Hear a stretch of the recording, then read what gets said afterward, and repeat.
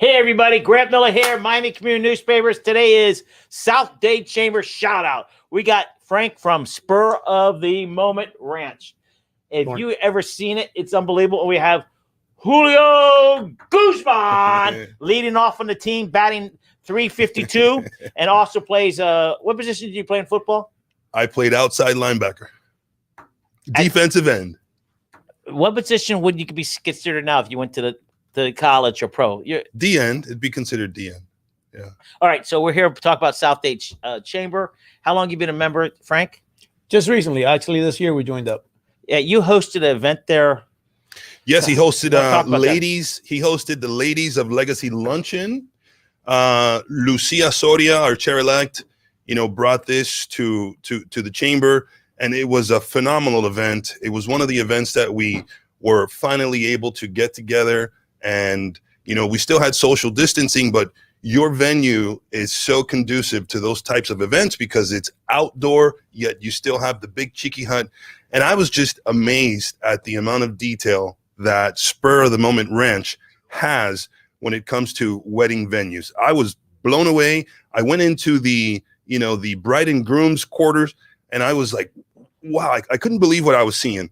And when I started talking to you, you said, yes, I built all of this with my own hands. Exactly. We, I've been a contractor for many years, and as a few years passed, I decided driving 2.5 hours each way to work, this wasn't going to cut it. So told the wife, we're going to turn this into a venue, not knowing that there was many venues out in the Redlands. Right. I actually just put my own touch into it, got the barn, whatever was there, and we made it work. Okay, Tommy, can you put that video on and talk about it when you sure what's happening? Here we go. Let's go, Cowboys.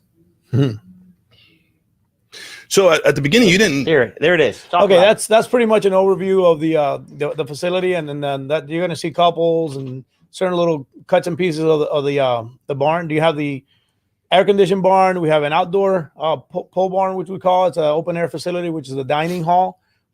We have lagoons. We have that. There is a saloon, which is the groom saloon. Right. We have animals on site. We're actually a working farm. Pretty much everything in one little bundle that you can need for a wedding or any other type of event for that matter. Yeah, you just don't put on weddings. You put Correct. on. Correct. We do corporate events. We do birthday parties, anniversaries. Recently we don't do children's parties because we have a lot of animals on the property and like water. So we're trying to move towards that now, but typically it's the bulk of it is weddings. Yeah, I sat on you have old equipment there too for scenery. Correct. We have a lot of antiques on the property. Pretty much everything is decorated with antiques, and that adds a lot of touch character. to the character. Yes, correct. Now, what is the address? 24700 Southwest 152 Avenue, Homestead. What I find so unique about his place is that it's a Western style. It's a man's kind of domain, but the women love it. The women love it. And I wanted to say, you didn't even know there were other wedding venues in the area. So that's totally unique to your perspective, yours and your wife's, which I think is amazing because it really exemplifies How much younger is your wife than you? 4 years. That's it? That's it. She's aging good. What happened? Yes, I don't know, man. I have city miles on me. Must have been when I was in the Marine Corps. How many years did you serve? 4 years. Thank you very much for serving. You're welcome. Thank you. Thank you. Thank you for that service. How big is the property, Frank? The property sits on 5.06 acres, and the venue itself encompasses about 2.5 to 3 acres. And what's on the other 2 acres? The other part of the property is Longan Grove. It's wait, what? Longans, which is like lychees. Oh, it's another name for these. It's a name for lychees. Well, there's the red lychees and then the green longans. The longans are green. And do you sell those? Well, I have farmers in the area that actually harvest them for me.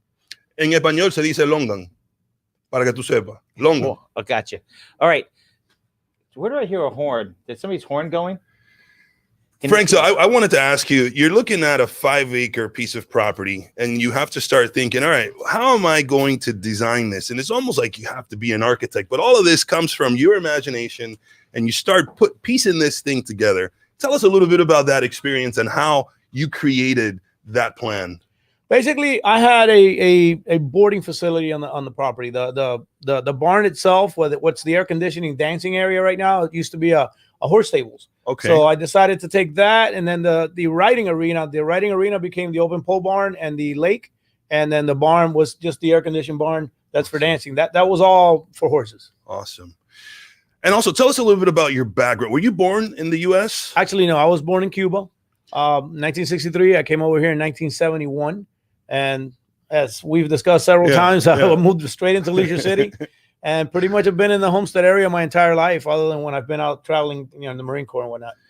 Big shout out to Leisure City. We feel a lot of pride for those of us that grew up in Leisure City.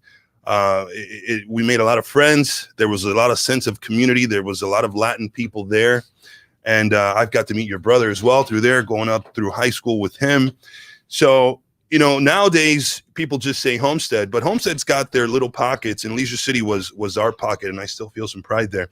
So how often are you booked at Spur of the Moment Ranch? At the current moment, my biggest issue is that I need another 6 weeks of the year.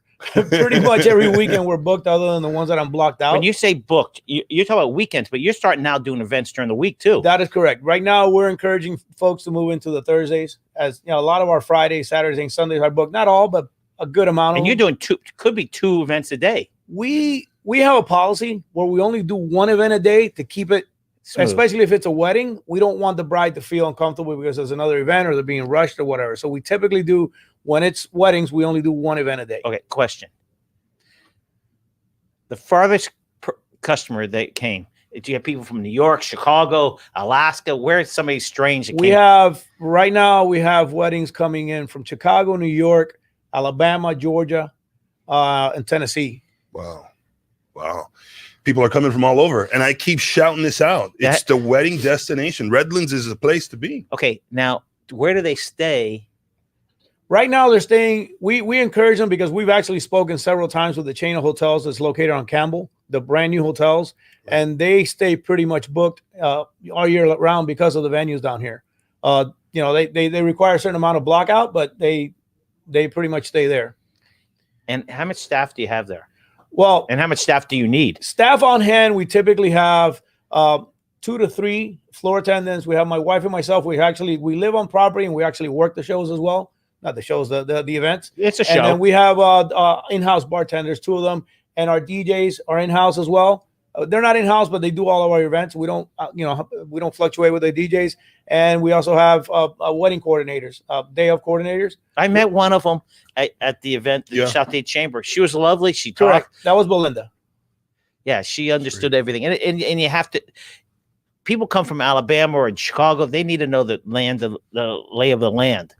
And it's beautiful when people drive into your facility. There's so many beautiful things you go by. Correct. I mean, when you drive in, it looks like a little village in the West, like something beautiful in the West or out in Kentucky or Tennessee or something. Okay, like that. So you have koi. I know that. What fish? Like you have a donkey? Did I say a donkey or horses? What we have on site? We have right now. I have alpacas. I have llamas. Who? Wait. Who? Alpaca. What language is that? That is they're related to camels. Okay. They're warm and fuzzy. they're related to llamas as well. So we have those. We have ponies, little mini pigs, tortoises, tons of fish. And you're raising. I mean, you're breeding some of that, right? Correct. The fish I breed at Tahabi. Everybody asks me if I sell those. Those are actually all over the property. The koi's. Koi, cichlid, catfish. I mean, you name it. It's pretty much every fish. I mean, when I went out there, snuck in the back. I don't know if I was allowed. And you see these little wooden things, and you have different fish in there and turtles in there. It's like a zoo. Actually, part of the Florida agritourism that allows us the opportunity to be as open as a venue, one of the requirements is that you're actually a working facility. So we are a working farm at the venue. It is. Again, I was with Julio at South Dade Chamber event, and it is just exciting when you walk up to the grooms thing, and it's just beautiful. Right. It's impressive. I did want to ask Frank, because the agritourism has gone through its challenges down in the Redlands, and the South Dade Chamber of Commerce was part of the group that was trying to, get the ordinance so that you can have events, because Miami-Dade County had a lot of regulations keeping you guys from doing it. How have you navigated through that process to continue to have events and for the events to be successful? Because sometimes, the noise ordinance can be an issue, and parking and all kinds of things can be an issue when you have regulation. How have you navigated through that? Well, Fortunately, the regulations that were put in place allowed. We met every single regulation as far as the parking requirements, which are on site. You cannot park off site. The noise ordinance, always we adhere to that, which is 11 p.m. That we don't, and our music is all controlled inside the barn. That's right. I saw controls the noise out in the ambience. If you drive by our place in the evening when a party's going on, you can barely tell there's anything almost like there's a studio in there. The way it's set up. Correct. One of the requirements is to have 5 acres. There are several requirements, and we met them all. Fantastic. So, in terms of people wanting to book events at Spur of the Moment, how do they book events? Do they just go online? Do they go to your Facebook? Where do people typically book events? Typically, the bulk of our events are right now. They're starting to be recommendations, but it's spurofthemomentevents.com is our website. Events.com. And also our Instagram page, which is Spur of the Moment event info at Spur of the Moment events. It's also great that he is one of the few wedding venues out in the Redlands that collectively have made the Redlands, one of the bright spots in this country. Do you ever get a chance to go to some of the other venues? Is that right? Correspondent? Spurofthemomentevents.com. That's our website. That's good. We'll leave it like that. I got a question. Where were you born? Second floor of Havana. I say second floor because everybody's from Havana. Right. Camagüey, Havana. Wait, but you're raised in Homestead. I literally came to Homestead when I was 7 years old and lived there. Other than my time in the Marine Corps, I've lived there my entire life. So you're bred in Homestead. So when people do business with you, that money stays in Homestead. Yes, sir. So we thank that. Thank you. And one of the things I'd like to point out, because for many years the county was giving the venues that were out there a hard time about this or that, the other thing. They finally came to their senses and realized the amount of money that the venues are bringing into the community, whether it be the people working the floor or the people you're buying the plates and cups from, or the people that are, the hotels in the area. Everything in the area benefits from this. It's interesting. I don't know all the venues down there, but the venues in Redland, Redland Homestead, work together. Yeah. But hotels, they're fighting, killing each other for weddings. You guys seem like you guys all work together. I actually, I made it a point to reach out to other venues. I work with other venues in the sense that if I have a book date and somebody has to have that specific date, I'll call a couple of other venues and ask them if they have availability. And others do that the same for me. Good. So that's teamwork. We share business. It's a camaraderie between them. And they know that it benefits the community. And they all have something different that's unique about their venue. So today is the big shout out for Spur of the Moment Ranch. But however, I still want to give recognition to a few of the others. You got the Redland Koi Gardens. You've got the historic Walton House down there, absolutely beautiful. You have Hacienda Los Robles. You have the Patch of Heaven Sanctuary. You have Schnebley's Winery. You have Secret Gardens Miami. The Seminole Theater's down there. The Homestead Speedway's down there. You got Longan's Place, and you've got the Heritage Market, which is on Chrome. Again, these guys are a community of great venues that are collectively doing amazing things for people who are interested in getting married down in Homestead. How do you see that, that space moving forward in the next 5 years? Do you see people wanting to dive in and buy up property? You think the property values are too high right now? How long does it take you to finally have the final product? Because I know you're consistently adding or enhancing the experience. How long does it typically take for a venue to get up and running? Well, in my case, I actually did it. The actual build out, I did it myself and another gentleman, which is my guy that works with me every day on the property. We did it in 8 months. Wow. That was the initial setup. That's me doing the work. If anybody were to go pay a contractor to do it, it might be a little faster than that. And then the licensing is taken anywhere from 1 to 2 to 3 months, depending on the needs of what's going on your property. That are the requirements for the county.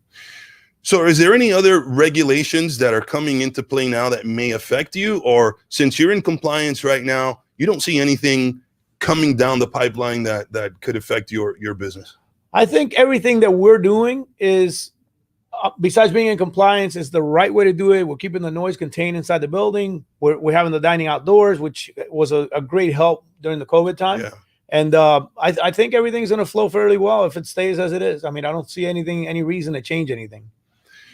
Frank, I'd be remiss if I don't mention your wife. I had an opportunity to meet her. She's absolutely amazing. She's a big part of this vision too, right? She plays an important role. What is her role in Spur of the Moment? Her role is a huge role. I built it and she works it. I mean, she sells it. She's constantly online, taking care of customers, answering calls, answering texts, emails, sending out contracts.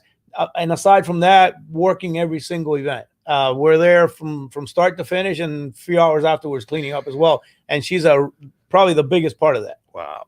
And there's always something to do. There's never a day you wake up and say, "Oh, I've got an off day. I don't have anything to do out in the ranch today." No, actually, yesterday I spent the day putting up fairy lights because we added inside the pole barn. We added what's going to be called dining under the stars. So the entire ceiling is going to be fairy lights. Wow. And part of that was done yesterday. It spent actually the last 2 days doing that. That is amazing. I think we have created our own sort of Napa Valley, if you will. And every chance I get, I'm always, highlighting all of the great work that you guys do. I'm proud to be part of that community. I'm so glad that you are part of the community. And I commend everything that you guys have put into that place. Thank you so much for being on the show with us today.